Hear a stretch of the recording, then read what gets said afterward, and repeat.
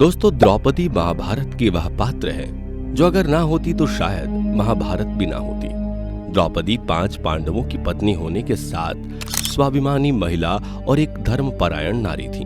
लेकिन जब उसके चरित्र पर सवाल उठाए गए और उसे भरी सभा में अपमानित किया गया तो वह प्रतिशोध की ज्वाला में जल उठी और उसने जो बदला लेने की प्रतिज्ञा की वह महाभारत का युद्ध बन गया।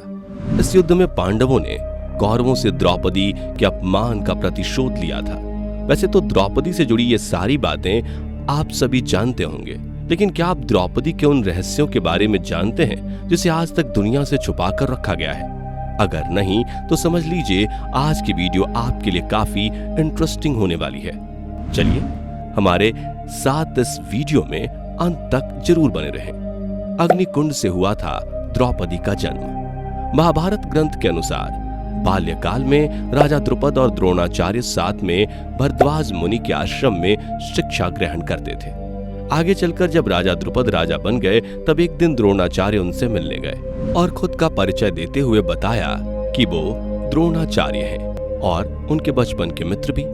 द्रोणाचार्य के मुख से ये बात सुनकर राजा द्रुपद ने उनका अपमान किया और कहा कि एक राजा और एक साधारण ब्राह्मण कभी मित्र नहीं हो सकते। राजा के गरीबों से दोस्ती नहीं हो सकती। द्रुपद की ये बात द्रोणाचार्य को अच्छी नहीं लगी और वे द्रुपद से अपने अपमान का बदला लेने की बात सोचते हुए हस्तिनापुर आ गए। यहाँ आकर उन्होंने पांडवों और कौरवों को शिक्षा दी और शिक्षा समाप्ति के पश्चात जब पांडवों और कौरवों ने गुरु द्रोणाचार्य से गुरु दक्षिणा मांगने को कहा तब वे गुरु द्रोणाचार्य गुरु दक्षिणा में उनसे राजा द्रुपद को बंदी बनाकर अपने सामने प्रस्तुत करने को कहते हैं। पहले कौरव राजा द्रुपद को बंदी बनाने गए पर वो द्रुपद से हार गए। कौरवों के पराजित होने के बाद पांडव गए और उन्होंने द्रुपद को बंदी बनाकर द्रोणाचार्य के सामने प्रस्तुत कर दिया। द्रोणाचार्य ने अपने अपमान का बदला लेते हुए द्रुपद का आधा राज्य स्वयं के पास रख लिया और शेष राज्य द्रुपद को देकर उसे रिहा कर दिया। गुरु द्रोणाचार्य से पराजित होने के बाद राजा द्रुपद ने खुद को अत्यंत लज्जित महसूस किया और द्रोणाचार्य से बदला लेने के लिए वे कल्याणी नगरी के ब्राह्मणों की बस्ती में जा पहुंचे। वहां उनकी भेंट याज तथा उपयाज नामक महान कर्मकांडी ब्राह्मण भाइयों से हुई। राजा द्रुपद ने उनकी सेवा करके उन्हें प्रसन्न कर लिया और उनसे द्रोणाचार्य के मारने का उपाय पूछा। तब याज ने द्रोणाचार्य को बताया कि आप एक विशाल यज्ञ का आयोजन करके अग्निदेव को प्रसन्न कीजिए ताकि वे आपको एक महान बलशाली पुत्र का वरदान दें। राजा द्रुपद ने याज और उपयाज के कहे अनुसार यज्ञ करवाया। उनके यज्ञ से प्रसन्न होकर अग्निदेव ने उन्हें एक ऐसा पुत्र दिया जो संपूर्ण आयुध और कवच कुंडल से युक्त था। कहा जाता है कि उस यज्ञ कुंड में एक कन्या भी उत्पन्न हुई जिसके नेत्र खिले हुए कमल के समान थे, भवें चंद्रमा के समान वक्र थीं तथा उसका वर्ण श्यामल था। उसके उत्पन्न होते ही एक आकाशवाणी हुई। इस बालिका का जन्म क्षत्रियों के संहार और कौरवों के विनाश के हेतु हुआ है। राजा ने यज्ञ कुंड से उत्पन्न अपने बालक का नाम धृष्टद्युम्न और बालिका का नाम कृष्णा रखा। दोस्तों, यही बालिका राजा द्रुपद की पुत्री होने के कारण द्रौपदी कहलाई।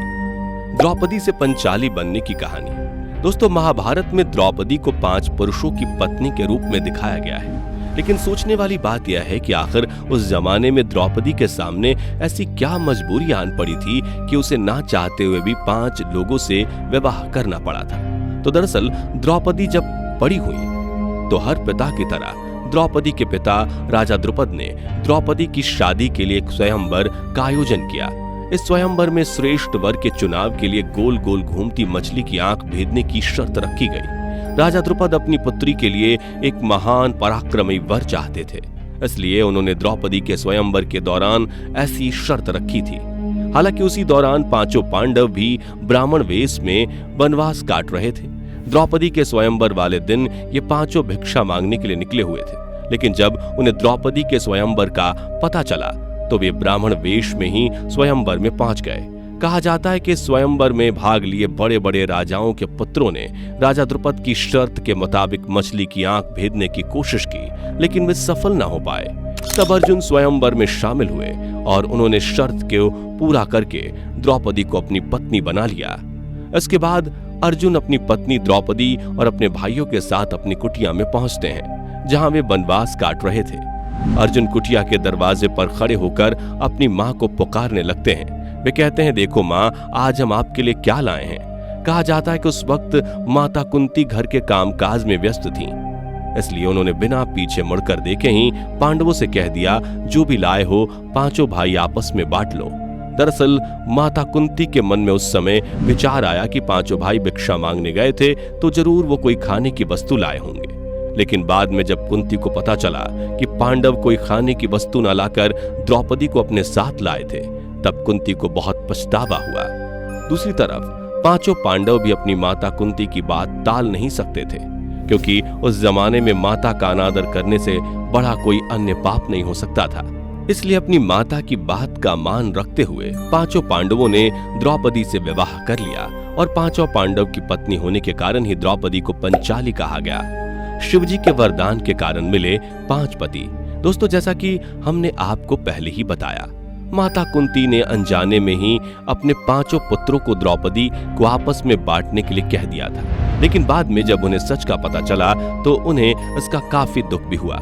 यहाँ तक कि कुंती मनी मन खुद को कोसने भी लगती हैं। यह देखकर भगवान श्री कृष्ण कुंती को समझाते हुए कहते हैं कि हे देवी, आप दुखी ना हो, इसमें आपकी कोई गलती नहीं है। यह द्रौपदी के पिछले जन्म के कर्मों का फल है।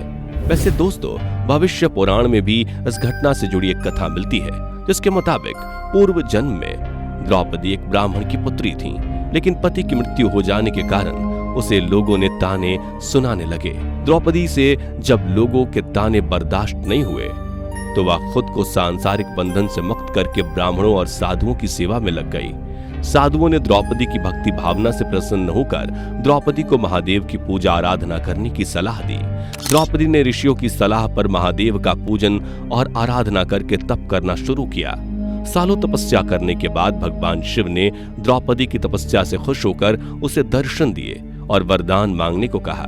तब उस ऋषि कन्या ने शिव जी से वरदान मांगा कि उसके अगले जन्म में उसे ऐसा पति मिले जो संसार में श्रेष्ठ सुंदर हो, श्रेष्ठ ज्ञानी हो, श्रेष्ठ धनुर्धर हो, श्रेष्ठ गदाधारी हो और श्रेष्ठ तलवारबाज हो। ये 5 गुण एक साथ एक पुरुष में मिलना असंभव था, लेकिन द्रौपदी ने वरदान मांगा था और महादेव का वरदान खाली नहीं जा सकता था। इसलिए महादेव द्रौपदी को तथास्तु कहकर वहां से चले गए। कहा जाता है कि इस वरदान के चलते ही द्रौपदी को अगले जन्म में 5 पतियों की पत्नी बनना पड़ा। विवाह के समय द्रौपदी ने 5 पांडवों के सामने रखी शर्त। दोस्तों, जैसा कि हमने आपको बताया, 5 पांडव अपनी माता कुंती की बात को टाल नहीं सकते थे, इसलिए वे 5 द्रौपदी से विवाह करने के लिए तैयार हो जाते हैं। लेकिन द्रौपदी अभी भी 5 पांडवों से विवाह करने के लिए राजी नहीं हुई थी। हालांकि सबके बहुत समझाने पर द्रौपदी एक शर्त के साथ 5 पांडवों से विवाह करने के लिए तैयार हो गईं, और वो शर्त ये थी कि द्रौपदी से विवाह करने के बाद 5 पांडव कभी भी किसी और स्त्री को अपनी पत्नी के रूप में इंद्रप्रस्थ नहीं लाएंगे। दरअसल द्रौपदी एक बुद्धिमान स्त्री थी। वो नहीं चाहती थी कि उसे अपनी गृहस्थी किसी अन्य महिला के साथ साझा करना पड़े, इसलिए वह ऐसी शर्त रखती हैं। लेकिन 5 पांडव के पास द्रौपदी से विवाह करने का कोई अन्य रास्ता भी नहीं था, इसलिए वह इस शर्त को मानने के लिए हामी भर देते हैं, जिसके बाद द्रौपदी भी इनसे विवाह करने के लिए तैयार हो जाती हैं। वैसे कहा जाता है कि बाद में अर्जुन द्रौपदी की सहमति से अपनी दूसरी पत्नी सुभद्रा को इंद्रप्रस्थ लाए थे। द्रौपदी को मिला कौमार्य का आशीर्वाद। दोस्तों, द्रौपदी ने 5 पुरुषों से विवाह किया था, ये तो आप जान गए होंगे। लेकिन क्या आप जानते हैं कि द्रौपदी को आजीवन कौमार्य यानी कुंवारेपन का आशीर्वाद मिला था? अब यहाँ आप में से बहुतों के दिमाग में यह ख्याल आ रहा होगा कि 5 पति होने के बाद भी द्रौपदी भला आजीवन कुमारी कैसी थी? तो दरअसल विवाह के वक्त द्रौपदी को महर्षि वेद व्यास ने कौमार्य का आशीर्वाद दिया था। महर्षि वेद व्यास ने द्रौपदी को आशीर्वाद देते हुए कहा था कि द्रौपदी 5 पांडवों में से किसी एक के साथ समय बिताने के बाद जब दूसरे के पास जाएंगी तब द्रौपदी वापस से कुंवारी हो जाएंगी।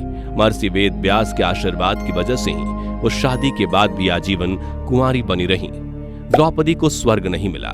दोस्तों, महाभारत युद्ध के 36 वर्ष बाद जब भगवान कृष्ण शरीर त्याग कर बैकुंठ लौट जाते हैं, तब वेद व्यास की बात मानते हुए युधिष्ठिर भी अपने प्रपौत्र परीक्षित को हस्तिनापुर का राजकाज सौंपकर अपने सभी भाइयों और द्रौपदी के साथ सशरीर स्वर्ग जाने के लिए निकल पड़ते हैं। धार्मिक कथाओं के अनुसार जब पांडव द्रौपदी के साथ सुमेरु पर्वत पर चढ़ाई कर रहे थे, तब द्रौपदी लड़खड़ाकर खाई में गिरने लगती हैं। हालांकि उस समय भीम द्रौपदी का हाथ पकड़ लेते हैं, लेकिन भीम द्रौपदी को बचा नहीं पाते और द्रौपदी की खाई में गिरने से मृत्यु हो जाती है। द्रौपदी के मरने से पांचों पांडव में भीम सबसे ज्यादा दुखी हुए थे।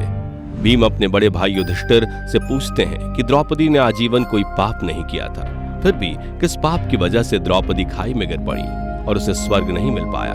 तब युधिष्ठिर जवाब देते हुए कहते हैं कि द्रौपदी हम पांचों पांडव भाइयों की पत्नी थी, लेकिन फिर भी वह हम में से सबसे अधिक प्रेम अर्जुन को करती थी और इस बात को उसने हमेशा हम सभी भाइयों से छिपा कर रखा।